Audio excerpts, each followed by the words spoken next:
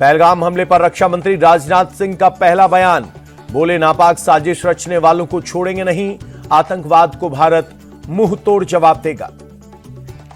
राजनाथ सिंह बोले, धर्म को टारगेट कर आतंकियों ने हमला किया, हिंदुस्तान को डराया नहीं जा सकता। राजनाथ सिंह की आतंकियों और उनके आकाओं को चेतावनी। बोले, ना आतंकी बचेंगे, ना पाकिस्तान में बैठे मास्टरमाइंड, पर्दे के पीछे से साजिश रचने वालों का भी होगा हिसाब।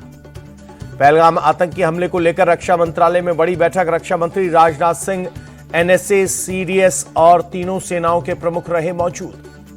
पहलगाम हमले के बाद रक्षा मंत्री राजनाथ सिंह ने लद्दाख दौरा रद्द किया। 25-26 अप्रैल को लद्दाख दौरे पर जाने वाले थे राजनाथ सिंह। पहलगाम हमले में मारे गए लोगों के परिवार से मिले अमित शाह। श्रीनगर में पीड़ित परिवारों से अमित शाह ने की मुलाकात। अमित शाह ने परिजनों को ढांढस बंधाया। परिजनों ने अमित शाह से रो रो कर आतंकियों की बर्बरता की जानकारी दी। पहलगाम आतंकी हमले में घायलों से मिले गृह मंत्री अमित शाह। अस्पताल जाकर पीड़ितों से मुलाकात की। एलजी मनोज सिन्हा भी रहे मौजूद। पहलगाम हमले के बाद जम्मू कश्मीर के सीएम उमर अब्दुल्ला ने कल बुलाई सर्वदलीय बैठक। ट्वीट कर दी जानकारी। कहा, सभी राजनीतिक दलों के नेताओं को भेजा गया है निमंत्रण। पहलगाम आतंकी हमले पर बहुत बड़ा खुलासा। सूत्रों के मुताबिक आतंकियों ने हमले का वीडियो बनाया। आतंकियों के शरीर पर बॉडी कैम लगे थे। 2 पाकिस्तानी आतंकियों की पहचान हुई। 2 आतंकी पश्तो भाषा में बात कर रहे थे। हमले में शामिल आसिफ शेख, जैश का आतंकी। 3-4 आतंकियों ने AK-47 से फायर किया। अमेरिकन M4 राइफल का भी हमले में इस्तेमाल। पहलगाम हमले के आतंकियों पर एक और खुलासा। तीनों आतंकियों के कोड नेम थे मूसा, यूनुस और आसिफ। आतंकियों के कोड नेम। तीनों आतंकी पुंछ में भी कर चुके हैं अटैक। आतंकी आसिफ फौजी का कोड नेम मूसा, सुलेमान शाह का कोड नेम यूनुस और अबू तलहा का कोड नेम आसिफ था। सूत्रों के मुताबिक आतंकियों ने पर्यटकों को नीचे बैठाकर सिर झुकाने के लिए कहा। सिर झुकवाने के बाद आतंकियों ने मारी गोली। पहलगाम हमले में शामिल आतंकियों के स्केच जारी। सेना की ओर से 3 आतंकियों के स्केच जारी किए गए। सेना ने आतंकी आसिफ फौजी, सुलेमान शाह, अबू तलहा का स्केच जारी किया। अटैक में 4 से 5 आतंकियों के शामिल होने की आशंका। पहलगाम में आतंकियों ने चुन चुनकर हिंदुओं की हत्या की। मर्डर से पहले आतंकियों ने कपड़े उतरवाकर धर्म चेक किया। जान बचाने के लिए टूरिस्ट ने खुद को मुस्लिम बताया तो उसके कपड़े उतरवाए। पेंट उतरवाकर उसके धर्म को चेक किया गया। फिर नॉन मुस्लिम निकलने पर मारी गोली। जम्मू कश्मीर में सरकार ने मुआवजे का ऐलान किया। आतंकी हमले में जान गंवाने वाले के परिजनों को 10-10 लाख की आर्थिक मदद। गंभीर रूप से घायलों को 2-2 लाख और मामूली रूप से घायलों को 1-1 लाख की मदद। पहलगाम अटैक के बाद सेना का बड़ा एक्शन। जम्मू कश्मीर में घुसपैठ की बड़ी कोशिश नाकाम। उड़ी सेक्टर में 2 आतंकियों को मार गिराया। आर्मी के चिनार कॉर्प्स ने ट्वीट कर दी जानकारी। आतंकियों के पास से भारी मात्रा में हथियार और गोला बारूद बरामद। पहलगाम आतंकी हमले पर पाकिस्तान का पहला बयान। पाकिस्तानी रक्षा मंत्री ख्वाजा आसिफ बोले, पहलगाम अटैक से पाकिस्तान का कोई लेना देना नहीं। पहलगाम आतंकी हमले के बाद दिल्ली स्थित पाकिस्तान एम्बेसी की सुरक्षा बढ़ाई गई। भारी संख्या में पुलिस और अर्धसैनिक बलों को तैनात किया गया। सऊदी अरब की यात्रा के बीच में छोड़कर दिल्ली लौटे प्रधानमंत्री नरेंद्र मोदी। पहलगाम आतंकी हमले पर एयरपोर्ट पर ही की मीटिंग। एनएसए विदेश मंत्री और विदेश सचिव के साथ की मीटिंग। प्रधानमंत्री मोदी ने 24 अप्रैल को कानपुर का दौरा रद्द किया। पहलगाम आतंकी हमले के चलते दौरा रद्द किया गया। अमेरिका के उपराष्ट्रपति जेडी वेंस ने पीएम मोदी से फोन पर की बात। आतंक के खिलाफ अमेरिका भारत के साथ। पहलगाम हमले में जान गंवाने वाले कानपुर के शुभम द्विवेदी के परिजनों ने सीएम योगी से की बात। पीड़ित परिवार के प्रति संवेदनाएं व्यक्त की। शुभम द्विवेदी के पैतृक आवास पहुंचे यूपी असेंबली के स्पीकर सतीश महाना। परिवार से मुलाकात कर दी सांत्वना। पहलगाम हमले में मारे गए सैयद आदिल हुसैन शाह का किया गया सुपरदेखाक। फ्यूनरल में सीएम अब्दुल्ला हुए शामिल। दिल्ली पहुंचा पहलगाम हमले में जान गंवाने वाले नेवी ऑफिसर विनय नरवाल का पार्थिव शरीर। नेवी चीफ दिनेश के त्रिपाठी और दिल्ली की सीएम रेखा गुप्ता ने दी श्रद्धांजलि। लेफ्टिनेंट विनय नरवाल की पत्नी ने भी अपने पति को दी श्रद्धांजलि। पार्थिव शरीर को सैल्यूट किया। इसी साल 16 अप्रैल को दोनों की शादी हुई थी। आतंकी हमले में जान गंवाने वाले लेफ्टिनेंट विनय नरवाल के परिवार से मिले करनाल विधायक जगमोहन आनंद। परिजनों से मुलाकात कर ढांढस बंधाई। आतंकी हमले में इंदौर के LIC अफसर सुशील नथानिया की हुई मौत। हमले में सुशील की बेटी आकांक्षा घायल। बेटे ऑस्टिन और बेटी आकांक्षा और पत्नी जेनिफर के साथ गए थे कश्मीर घूमने। पहलगाम आतंकी हमले के खिलाफ जम्मू में बीजेपी नेताओं का प्रदर्शन। विरोध प्रदर्शन में कई हिंदू संगठनों के सदस्य भी शामिल। जम्मू में पहलगाम आतंकी हमले के खिलाफ विरोध, डोगरा फ्रंट के कार्यकर्ताओं ने निकाला मार्च। बड़ी संख्या में शामिल हुए लोग जमकर की नारेबाजी। पहलगाम हमले के खिलाफ विरोध प्रदर्शन। पुंछ में लोगों ने सड़कों पर उतरकर पाकिस्तान मुर्दाबाद के नारे लगाए। पहलगाम आतंकी हमले के खिलाफ श्रीनगर में विरोध का मार्च। पीडीपी चीफ महबूबा मुफ्ती भी मार्च में शामिल हुई।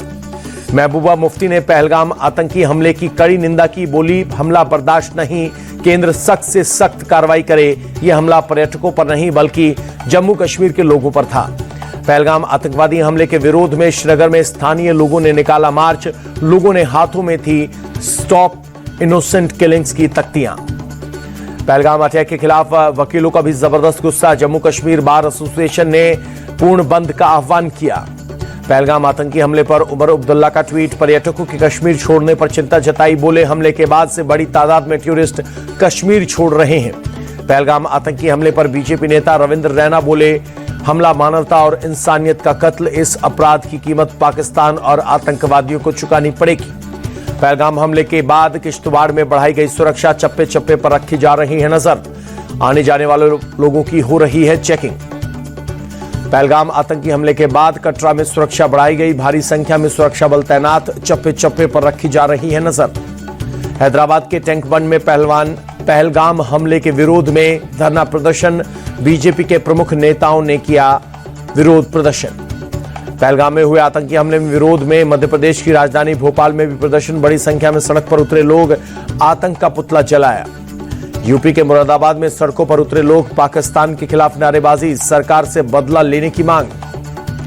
पहलगाम हमले के खिलाफ कानपुर में मुस्लिम समाज का प्रदर्शन। पाकिस्तान मुर्दाबाद और आतंकवाद मुर्दाबाद के लगाए नारे। पहलगाम आतंकी हमले का केंद्रीय मंत्री शिवराज सिंह ने की निंदा। कहा, यह कायराना हमला, दोषियों को किसी भी कीमत पर नहीं छोड़ा जाएगा। सरकार पीड़ित परिवारों के साथ। पहलगाम आतंकी हमले का बीजेपी नेता सुकांत मजूमदार ने हिंदुओं के ऊपर सुनियोजित आक्रमण बताया। कहा, किसी आतंकवादी को बख्शा नहीं जाएगा।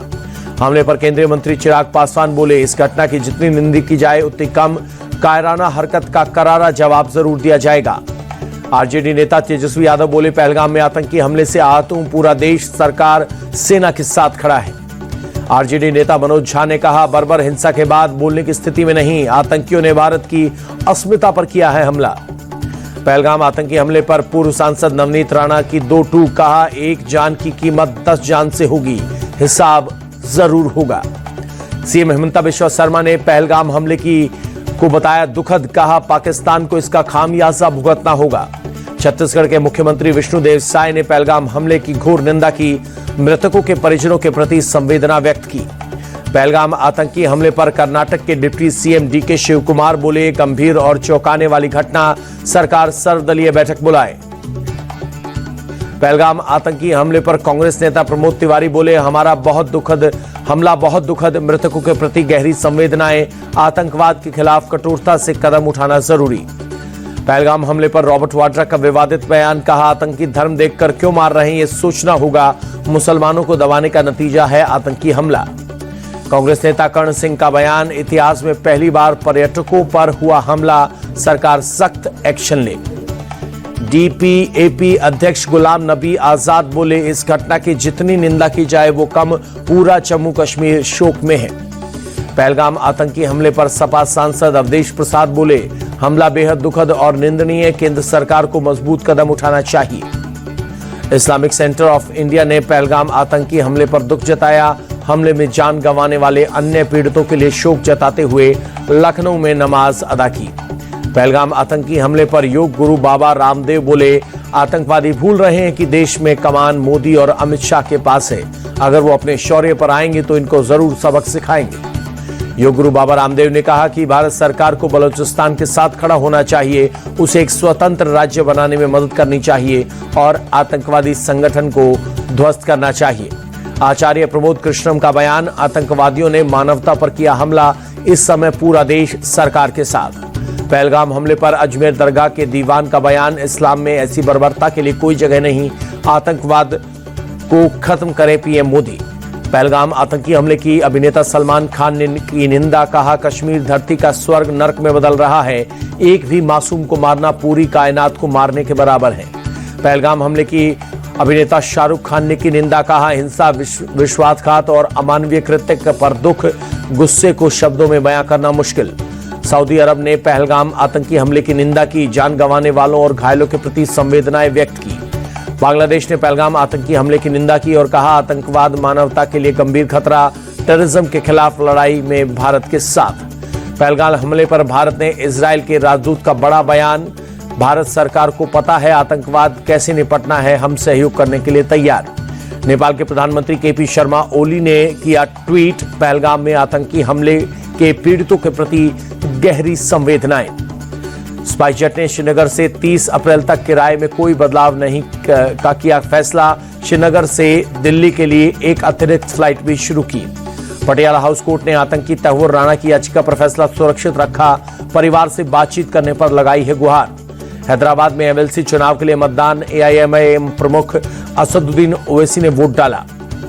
जेडी वेंस ने पत्नी और बच्चों के साथ ताजमहल का दीदार किया। जेडी वेंस 4 दिन के भारत दौरे पर।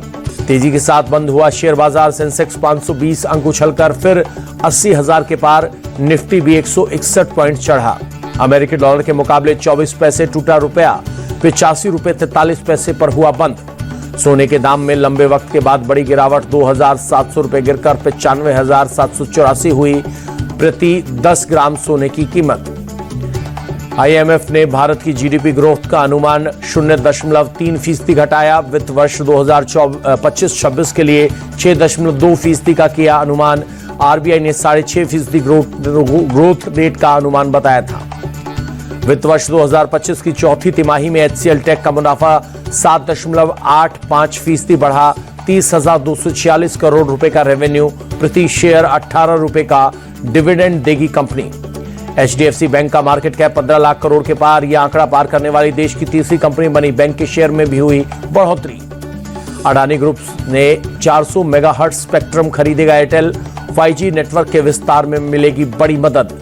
टाटा कम्युनिकेशंस ने जनवरी मार्च तिमाही के नतीजे जारी किए, 115% लाभ बढ़ा, 761 करोड़ रुपए का हुआ मुनाफा। ई कॉमर्स फर्म फ्लिपकार्ट अपनी होल्डिंग कंपनी को सिंगापुर से भारत शिफ्ट करेगी। कंपनी ने 2011 में अपना मुख्यालय बेंगलुरु से सिंगापुर शिफ्ट किया था। चीन ने दुनिया का पहला 10G ब्रॉडबैंड नेटवर्क लॉन्च किया। हुआवे और चाइना यूनिकॉर्न ने मिलकर नेटवर्क को किया है लॉन्च। 20 सेकंड में डाउनलोड होगी 20 GB साइज की 4K मूवी।